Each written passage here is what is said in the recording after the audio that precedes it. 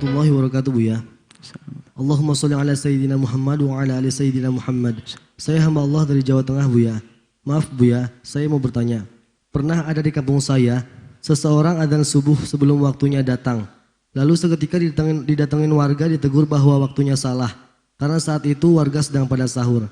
Pernah juga saya menemukan di daerah lain yang beberapa kali dan bisa dikatakan sering adzannya terlambat dari waktunya. Bahkan sudah 10 menit, kadang 15 menit dari awal tibanya waktu sholat. Pas saya tanyakan, kata salah seorang tokoh bahwa itu tidak mengapa.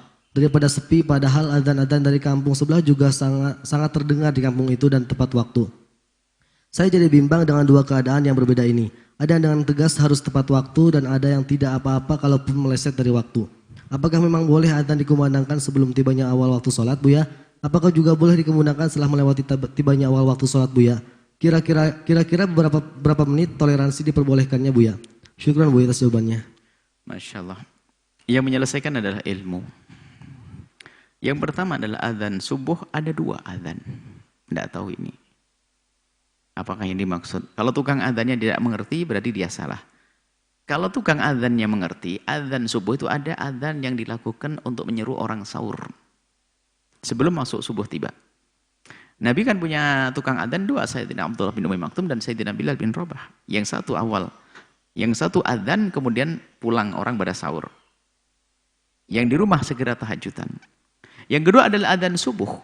Nah ini adzan pagi itu ada 2 memang. Cuman selama ini di Indonesia kan jarang dilakukan, maka mungkin kalau orang adzan 2 jadi aneh. Dianggap sudah masuk subuh karena adzan yang pertama sebelum masuk subuh. Dan antara adzan yang pertama dengan masuk subuh itu kurang lebihnya adalah membaca kurang lebihnya ayat 50 ayat dan sebagainya. Yang penting belum masuk subuh. Dan di pesantren kita ini ada 2 adzan. Dan memang banyak orang yang tertipu karena tidak pernah mendengar, di antaranya tamu. Adzan pertama langsung keluar. Setelah keluar sampai nunggu kok belum. Loh, adzan lagi. Tadi adzan apa? Itu adzan yang tidak pernah kamu dengar karena kamu tidak mengerti bahasanya adzan ada 2. Jadi adzan ada 2. Ini sering, jadi orang nginep di sini kadang bingung. Adzan pertama dipikir sudah subuh. Tapi kalau memang tiang adzan itu nggak ngerti, kok adzan subuh belum waktunya, ya nggak sah. Adzan subuh belum waktunya tidak dianggap sebagai adzan yang sunnah tadi, hanya sebagai dzikir saja. Tapi kalau menjerumuskan orang sampai orang sholat sebelum waktu subuh adalah dosa. Karena menjadikan orang sholatnya tidak sah. Nah, kalau adzannya tidak menjadikan orang sholat, adzan saja tidak haram. Tapi kalau adzannya menjadi menipu orang, susah, haram. Adzan sebelum maghrib orang buka nanti, ya. Jadi sebelum adzan, sebelum waktunya jangan adzan. Sebelum waktunya jangan adzan. Kalau adzan nanti menjadikan orang sholat setelah itu. Setelah sholat, sholatnya tidak sah. Nah, karena sholat harus setelah masuk waktu. Baik, kemudian masalah adzan setelah waktu masuk, memang hendaknya.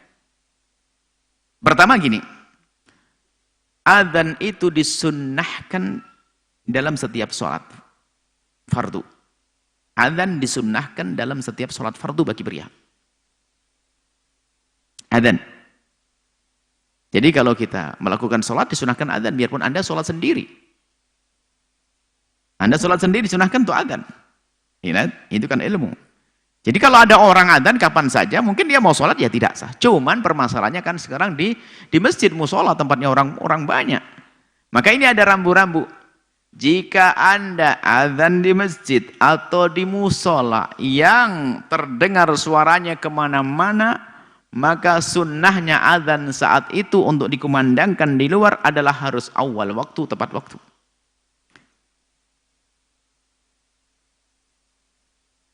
Tapi kalau sudah kelewat dari awal waktu, apalagi sudah lumayan jauh,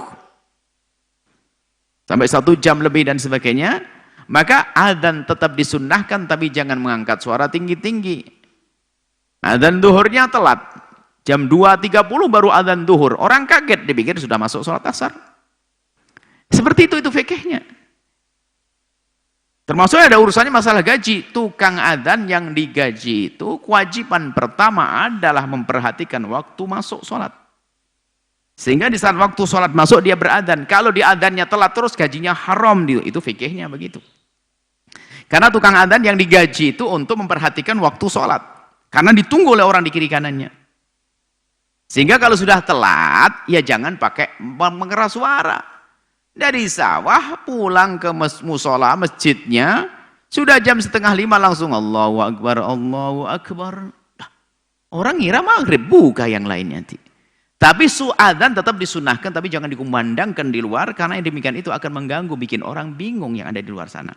Fikihnya semacam itu. Jadi, kalau Anda melihat di kampung Anda, dilihat mungkin dia belum mengerti ilmunya. Yang jelas, dia mungkin ilmunya sepotong-potong. Misalnya apa? Telat adzannya. Sudah adzan masuk lama atau tidak adzan berikutnya. Dia maksudnya benar, maksudnya menjalankan kesunahan. Kan mereka mau sholat. Karena mau sholat, maka dia harus adzan. Dia nggak salah dari sisi ini. Cuman ngambil mikrofonnya itu loh yang jadi nggak benar. Bikin orang bingung. Itu. Jadi jangan gampang nyalahin dan jangan benci juga deh. Makanya dibuka pengajian di sana nanti adalah fikih adzan. Makanya kita akan kita membuat satu diklat ya, diklat untuk para imam masjid dan tukang adzan, namanya fikih sholat berjamaah dan adzan. Sebab yang tukang adzan itu tidak hanya cukup sebagai orang juara dalam lomba adzan. Hendaknya dia harus mengerti fikih adzan supaya sempurna di dalam melaksanakan adzannya. Jangan hanya mengandalkan suaranya bagus jadi tukang adzan nanti. Seperti itu. Wallahu a'lam bishawab.